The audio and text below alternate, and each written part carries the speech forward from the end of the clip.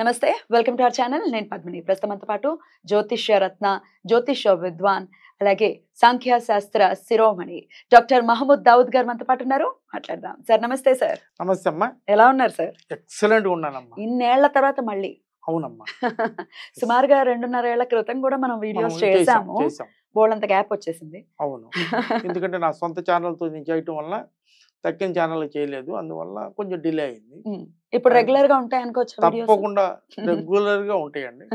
నెలకి ఎట్లా పోయినా ఒక 5-6 అన్నా వస్తాయి తప్పకుండా. Right sir. అయితే న్యూమరాలజీ అనేది డెఫినెట్ గా చాలా చాలా అద్భుతమైనటువంటి సబ్జెక్ట్. దాన్ని మనం అడాప్ట్ చేసుకున్నటువంటి విధానాన్ని బట్టి అది మన జీవితాల్లో మెరాకల్స్ ని చేస్తుంది అనడంలో ఎటువంటి సందేహం లేదు.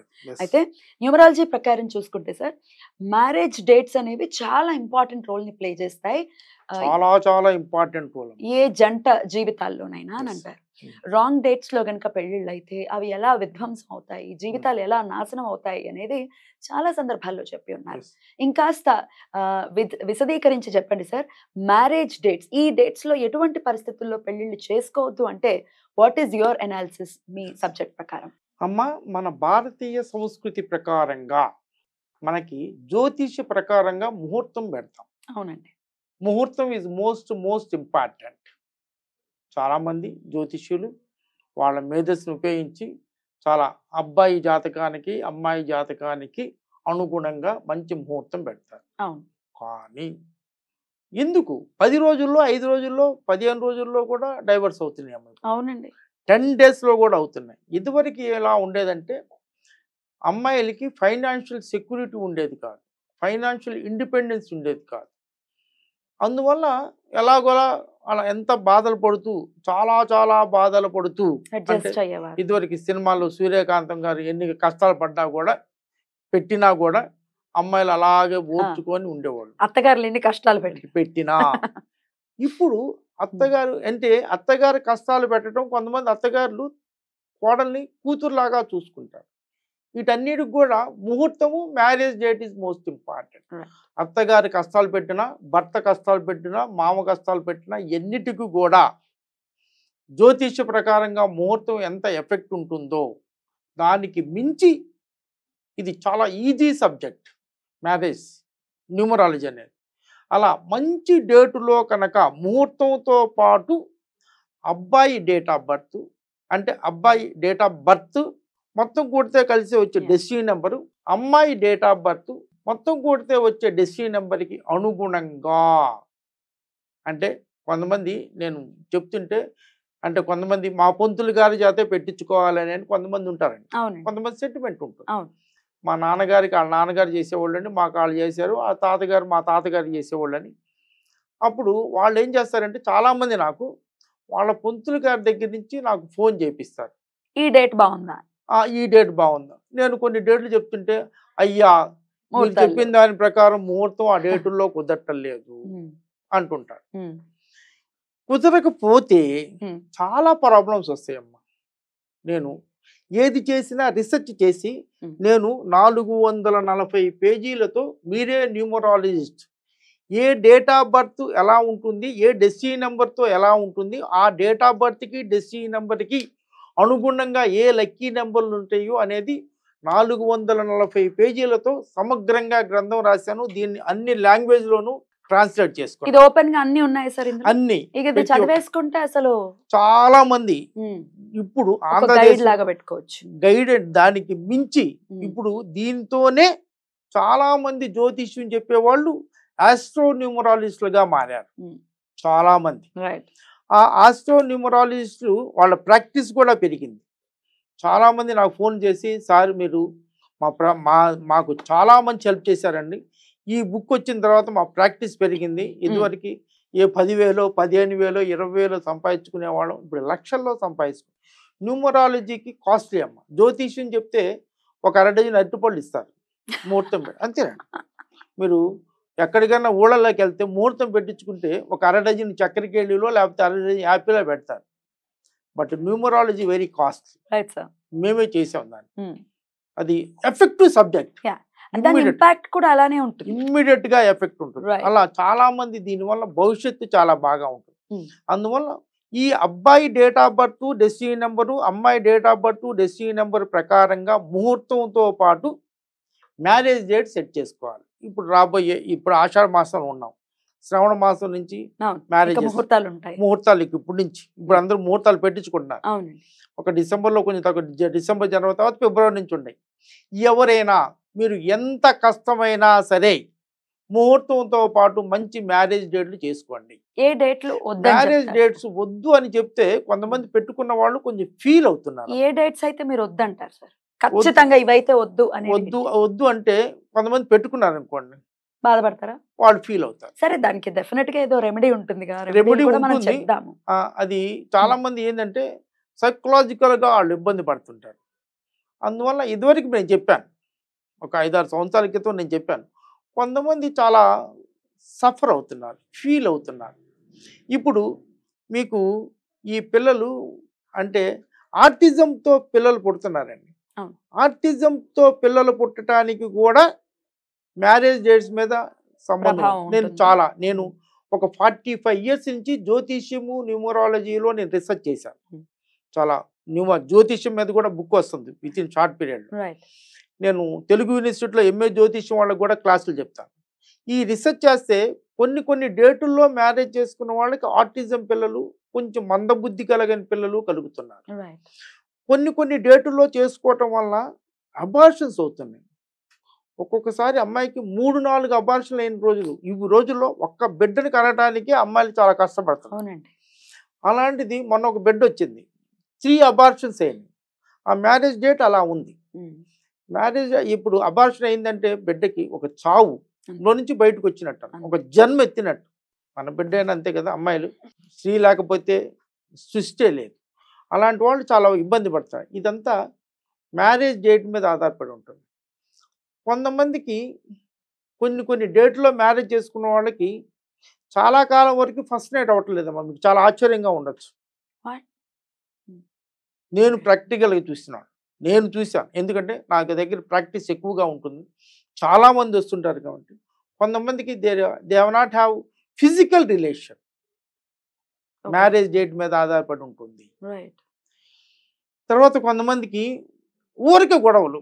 అమ్మాయి మంచిదేనమ్మా, నేను చూశాను చాలా జాతకాల్లో. ఈ డైవర్స్ కేసులు నా దగ్గరకు వస్తుంటాయి కదా, అమ్మాయి జాతకం బాగుంటుంది, బంగారం లాంటి జాతకం, ఏ ఎంటెక్ చదువుతుంది, 1,50,000 జీతం. ఇంకో అబ్బాయి కూడా ఎంటెక్ చదువుతాడు, 2-3 లక్షల జీతం. ఇద్దరు మంచి పిల్లలే. ఎంత మంచి పిల్లలు అంటే అంత మంచి పిల్లలు, కానీ ఇద్దరికి ఒక క్షణం పడదు. Depend upon marriage date. నేను చాలామందికి ఒంగోలు, గుంటూరు, విజయవాడ, మచిలీపట్నం, విశాఖపట్నం, రాజమండ్రిలో చాలామందికి బ్రాహ్మణులకి జ్యోతిష్యం అంటే మ్యారేజ్ డేట్లు, ముహూర్తాలు ఎలా పెట్టాలి తో డేట్లతో న్యూమరాలజీతో ఎలా పెట్టాలని క్లాసులు పెట్టానమ్మా. Right sir. అయితే ముహూర్తం విషయానికి వస్తే సార్, ఏ పెళ్లి ముహూర్తం అయినా దాని ఇంపాక్ట్ కేవలం 1 సంవత్సరం మాత్రమే ఉంటుంది. మరి ఈ డేట్ అనేది ఎన్నాళ్ళు ఇంపాక్ట్ చూపిస్తుంది? ముహూర్తం అనేది 1 సంవత్సరం ఉండటం కాదమ్మా, జీవితాంతం ఉంటుంది. జీవితాంతం ఉంటుంది. పెద్ద శాస్త్రకారులు లేకపోతే పెద్ద జ్యోతిష పండితులు కూడా చెప్పేటటువంటి మాట ఏమి లేదమ్మా. ముహూర్తం లేకపోతే ముహూర్తం 1 సంవత్సరం కావచ్చు అంటే 1 సంవత్సరం కోసం మ్యారేజ్ చేసుకుంటారా? సంవత్సరం తర్వాత దాని ఇంపాక్ట్ తగ్గిపోతుంది. ఏమి తగ్గదు. ఆ ముహూర్తం అది ఉంటుంది. మ్యారేజ్ చేసుకున్న దాని ఎఫెక్ట్ చివరి వరకు 100 సంవత్సరాలు, ఆ మ్యారేజ్ అయిన నుంచి 100 సంవత్సరాలు ఆ మ్యారేజ్ డేట్ యొక్క ఎఫెక్ట్ ఉంటుంది. ఆ డేట్ ఇది చాలా చాలా ముఖ్యం. నేను చాలా మంది ఈ డేట్ అయితే లైఫ్ లాంగ్ ఇంపాక్ట్ చూపిస్తుంది, లైఫ్ లాంగ్ ఎఫెక్ట్ ఉంటుంది. ముహూర్తం కూడా లైఫ్ లాంగ్, మీరు ఎవరు చెప్పారో కానీ 1 ఇయర్ ఎఫెక్ట్ ఉంటుంది కాదండి, లైఫ్ లాంగ్ దాని ఎఫెక్ట్ ఎక్కువగా ఉంటుంది, లైఫ్ లాంగ్. ఇప్పుడు మ్యారేజ్ డేట్ అనేది చాలా జాగ్రత్తగా చేయాలి. నేను చాలా మంది వాళ్ళ పొంతులు గారి దగ్గర నుంచి నాకు ఫోన్ చేస్తుంటారు. వాళ్ళు ఫోన్ చేసినప్పుడు ఈ డేట్ అండి కుదరదు, ఈ డేట్ అండి కుదరదు, ఈ డేట్ అండి ఈ ముహూర్తం కుదరదు అని చెప్తుంటే వాళ్ళు చేతులెత్తి దండం పెట్టేసి, మా వల్ల కాదండి, మీరు ఆయనదన్నా చేసుకోండి లేకపోతే నన్నన్నా అప్లై పెట్టుకోండి. నేను జ్యోతిష్యం నేను రిఫర్ చేస్తానమ్మా. కానీ కొంతమంది వాళ్ళ పొంతులు గారి జాతే పెట్టించుకోవాలండి, మా పెద్దమ్మాయికి ఆయనే పెట్టాడు, మా పిన్నికి మా బాబాయికి ఆయనే పెట్టాడు అని ఉంటారు. వాళ్ళు మా జాత కాకపోతే నాకు వచ్చిన నేమ్ ప్రకారంగా ఇప్పుడు నేను చూస్తే గూగుల్కి వెళ్ళి కొడితే నేనే నెంబర్ 1లో ఉన్నాను. అందువల్ల చాలా మనకి చాలా శిష్యులు అందరి వల్ల ఏంటంటే నాకే నా నా విషయంలో ఏమంటే జ్యోతిష్కులే నన్ను రిఫర్ చేస్తుంటారు. ఈ జ్యోతిష్యం ప్రకారంగా మా గురువు గారు ఉన్నారండి న్యూమరాలజీ, ఆయనతో సంప్రదించండి అని వాళ్ళే పంపిస్తుంటారు. ఈ కంపాటబిలిటీ కేసులు కూడా నా దగ్గరికి వాళ్ళే న్యూమరాలజీ ప్రకారం కూడా కంపాటబిలిటీ చూసుకోండి అని పంపిస్తూ ఉంటారు. అలా ఈ డేటులు చూసుకోవటం, డేటుతో పాటు ముహూర్తం, ఈ ముహూర్తంలో కూడా కొన్ని కొన్ని పొరపాట్లు చేస్తున్నారు. ఓన్లీ అంశలోనే చూస్తున్నారు. నవాంశలో లగ్నం కూడా చూడాలని ఎన్నో సంవత్సరాల నుంచి నేను చెప్తున్నాను.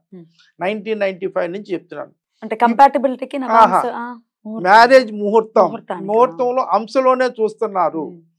ఎంతో మంది పంతులు గారికి నేను చెప్పాను, అంశతో పాటుగా నవాంశ ముహూర్తం కూడా చూడండి. నవాంశ ముహూర్తం ఎవరు చూడలేదండి, అక్కర్లేదండి అంటారు. నో, అంశలో నవాంశలో భావా చాట్లో నవాంశ చాట్లో కూడా ముహూర్తం చాలా బాగా ఉండాలి.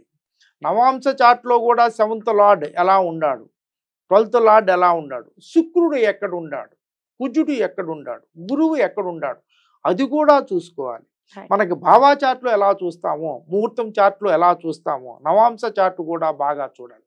అప్పుడే మనకి మంచి ఫలితాలు వస్తాయి. Right sir. ఇప్పుడు ఒకవేళ ఆల్రెడీ పెళ్ళి అయిపోయిందండి, రాంగ్ డేట్స్ లోనే అయిపోయింది, మరి దానికి సంబంధించి రెమెడీస్ కావాలి అంటే ఇస్తారా? తప్పకుండా. ఎంత ఎఫెక్టివ్ గా పనిచేస్తాయి? చాలా చాలా ఎఫెక్టివ్ గా పనిచేస్తాయమ్మా. మీకు కాలు ఇరిగింది అనుకోండి, మంచి సర్జన్ దగ్గరికి వెళ్ళి ఆపరేషన్ చేయించుకుంటే 90% వరకు క్లారిటీగా ఉంటుంది.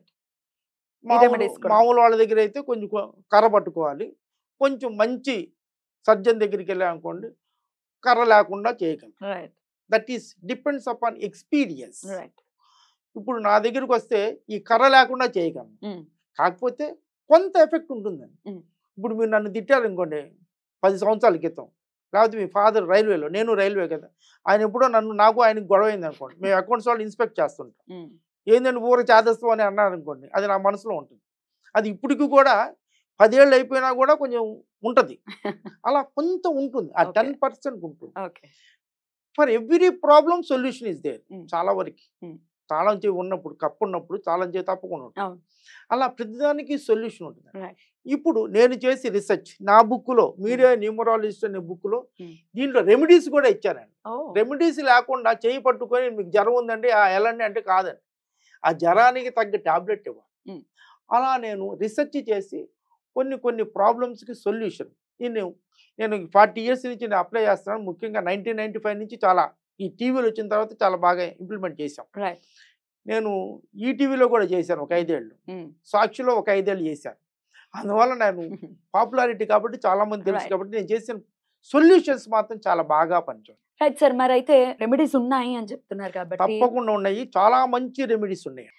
మరి ఎటువంటి రెమెడీస్ చేసుకుంటే వివాహం తర్వాత వచ్చేటటువంటి రాంగ్ డేట్స్ లో ఆల్రెడీ అయిపోయింది పెళ్ళిళ్ళు, మరి ఏ రెమెడీస్ అయితే మన ప్రేక్షకులకి ఏమైనా చెప్తారా? ఒకటి తప్పకుండా అమ్మా. మీకు ఇప్పుడు లేదు కానీ ఈ గమనంలో ఇప్పుడు నా చిన్నతనంలో పెళ్లి కాగానే పసుపు బట్టలతో తీసుకెళ్ళి ఏ వెంకటేశ్వర స్వామి కళ్యాణమో, ఏ రాముల వారి కళ్యాణమో, ఏదో కళ్యాణం చెప్పేవాళ్ళు. ఎందుకు చేసేవాళ్ళు? ముహూర్తంలో ఎక్కడైనా మిస్టేక్స్ ఉంటే మళ్ళీ మరుమాంగళ్యం లాగా దేవుడి కళ్యాణం చేపిస్తే ఈ ముహూర్తంలో ఉన్న మిస్టేక్స్ పోయి ఈ దంపతులు చాలా బాగా ఉంటారు అని. ఆ తర్వాత కూడా మనకి ప్రతి దేవాలయంలోనూ శ్రీ వెంకటేశ్వర స్వామి కళ్యాణం రోజు జరుగుతుంటుంది తిరుపతిలో. ఇంతమంది కళ్యాణం ఎందుకు చేయించుకుంటారంటారు? ఇదే ప్రాబ్లం. ఎక్కడన్నా ప్రాబ్లం ఉంటే ఫైనాన్షియల్ ప్రాబ్లం ఉండొచ్చు, హెల్త్ ప్రాబ్లమ్స్ ఉండొచ్చు, భర్తకి బాగా ఆరోగ్యంగా ఉంటే భార్యకి అనారోగ్యం ఉండొచ్చు, భార్య బాగుంటే భర్తకి అనారోగ్యం, ఇవన్నీ కూడా ముహూర్తం మీద, మ్యారేజ్ డేట్ మీద ఆధారపడి ఉంటుంది. ఫైనాన్షియల్ స్టేటస్ నాకు చిన్నతనంలో వినేవాడిని, మాకు సరిగ్గా వ్యాపారం బాగా సాగట్లేదండి, ఒక్కసారి వెళ్ళి వెంకటేశ్వర స్వామి కళ్యాణం చేయించుకుంటే బాగుండు అని. లేకపోతే ఏలూరు వాళ్ళు అనుకున్నాయి, ద్వారకా తిరుమలకి వెళ్ళి కళ్యాణం ప్రతి దేవాలయంలో కళ్యాణం ఎందుకు చేస్తారనుకున్నారు? This the main reason. చాలా మంది తెలియదు. సో చక్కగా చేయించుకోమంటారు. చక్కగా భద్రాచలంలో కళ్యాణం చేయించుకోవచ్చు. అన్నిటికన్నా నాకు ఇష్టమైన శ్రీశైలంలో కూడా చేయించుకోవచ్చు. శివుడు అంటే ఇష్టమా మీకు? చాలా చాలా ఇష్టం. అసలు ప్రపంచంలో ఉన్న అందరూ కూడా శివభక్తులని నా ఉద్దేశం. ముస్లిమ్స్ ఆ మస్జిద్ పైన ఆ ప్రహరీలో శివలింగాకారంలో అవును, హోల్స్ ఉంటాయి. ఉంటుంది ఉంటుంది. మీకు చర్చిలో కూడా శివలింగాకారంలోనే డోర్స్ ఉంటాయి. అవును. ఈ చర్చిలో పాస్టర్ గారి వెనక కూడా శివలింగాకారంలోనే ఒక ఆర్చ్ ఉంటుంది. ఆ కిటికీలు విండోస్ కూడా శివలింగాకారంలో ఉంటాయి. ముస్లిమ్స్ మస్జిద్లో వెనక పేష్వాం గారి వెనక కూడా శివలింగాకారంలోనే ఉంటుంది. ప్రపంచమంతా శివలింగాకారమే శివుడు. శ్రీశైలం అనేది మహాపుణ్యక్షేత్రం. ద్వాదశ లింగాల్లో ఒక లింగం, అష్టాదశ పీఠాలలో ఒకటి. అది కాక మన పూర్వీకులు ఏం చెప్పారంటే వేదాలలో వాటిల్లో ఏదైనా హోమాలు పూజలు ఇవన్నీ చేస్తే నదీ ప్రాంతం చాలా మంచిది, అరణ్య ప్రాంతం మంచిది, తర్వాత పర్వత ప్రాంతం కొండ ప్రాంతం మంచిది. ఈ మూడు కూడా శ్రీశైలం అనుకోండి. కృష్ణానది ఉంది, అది అరణ్య ప్రాంతము, పర్వత ప్రాంతము, అష్టాదశ పీఠాలలో ఒకటి, ద్వాదశ లింగాల్లో ఒకటి. అలాంటి చోట ప్రతి నిత్యము కుమారస్వామి కళ్యాణం అని చేస్తారు. ఎవరికి చాలా మంది తెలియదు. పార్వతి అమ్మవారి టెంపుల్లో కుమారస్వామి కళ్యాణం చేస్తారు అక్కడే శ్రీశైలం. అది కూడా చేయించుకోవచ్చు. అది చక్కగా చేసుకోవచ్చు. తర్వాత సాయంత్రం అయితే పార్వతీ కళ్యాణం, దాన్నే లీలా కళ్యాణం అని అంటారు. అంటే మన పార్వతి కాదు కానీ లీలా కళ్యాణం. అది సాయంత్రం 6 o'clock చేసుకుంటారు. మీకు ఎలాంటి ప్రాబ్లమ్స్ ఉన్నా ఇది చేసుకుంటే ఒక్కసారి శ్రీశైలం వెళ్ళి ఆ శ్రీశైలం ఆయన్ని శివుడికి ఆ స్పర్శ దర్శనం, మన కష్టాలన్నీ కూడా ఆయన తల మీద పెట్టి నన్ను రక్షించమని చెప్పి ఈ కుమారస్వామి కళ్యాణము లీలా కళ్యాణం చేయించుకుంటే ఈ పుత్ర సంతానం లేని వాళ్ళకు కూడా ముఖ్యంగా 3 ఆడపిల్లలు పుట్టారు. మొన్నే ఒక అతను వచ్చాడు మాకు. ఇంకొకసారి అబ్బాయి ఉంటే నేను నిజంగా అమ్మాయికి దండం పెట్టా. ఇప్పుడు 3 తర్వాత 4 కూడా యాక్సెప్ట్ చేసింది అంటే అసలు ఫస్ట్ సెకండ్ ఒప్పుకోవట్లేదు ఎవ్వరు చేయదు. ఆ అమ్మాయి 3 అమ్మాయిలు సార్, ఆ అమ్మాయి కూడా యాక్సెప్ట్ చేసి 4 అబ్బాయి పుడతాడా అని అడుగు. ఇలా అమ్మాయిలు పుట్టి ఇచ్చేసి అంటే 2 అమ్మాయిల తర్వాత అబ్బాయి కావాలన్నా, ఏది కావాలన్నా, మీకు జీవితంలో ఏవి కోరిక కావాలన్నా దీనికి వెళ్ళండి. దీంతో పాటు కొన్ని ఆ జాతకాన్ని పరిశీలించి కొన్ని టిప్స్ చెప్తాం. అది పర్సనలైజ్డ్ గా అది కూడా చేయించుకోగలిగితే. పర్సనలైజ్డ్ గా చెప్పుకోలేని వాళ్ళు చాలా మంది ఉంటారు. రాలేదు, మన రీచ్ కాలేని వాళ్ళు, మన ఊరు కాని వాళ్ళు. అలాంటి వాళ్ళు ఇది చేసుకోండి. ఫస్ట్ ఎయిడ్ కింద ఇది చేసుకోండి. మీకు ఇంకా ఇన్ పర్సన్ కావాలంటే నన్ను కాంటాక్ట్ చేయొచ్చు. వీళ్ళు ఎవరైనా కానీ నా శిష్యులు చాలా మంది ఉన్నారు. నేను ఒక 2500 మందికి క్లాసులు చెప్పాను. అందువల్ల వాళ్ళైనా కలవచ్చు, నన్నైనా కలవచ్చు. యాజ్ యూ విష్, మీ ఇష్టం. That is left to you. బోలా శంకరులానే మాట్లాడుతున్నారు ఆయన. రైట్ సార్, చాలా చక్కగా తెలియజేశారు. ఇక డేట్స్ అనేవి చెప్పడానికి ఒకంత ఇబ్బంది పడతారు మానసికంగా. డెఫినెట్ గా దాని మీద ఉండిపోతుంది. రాంగ్ నెంబర్, అయ్యో మన పెళ్లి అదే రోజు జరిగింది కదా ఫీలింగ్ ఉంటుంది. ఎంతైనా కూడా ఫీలింగ్ ఉంటుంది. అందుకని చెప్పట్లేదు.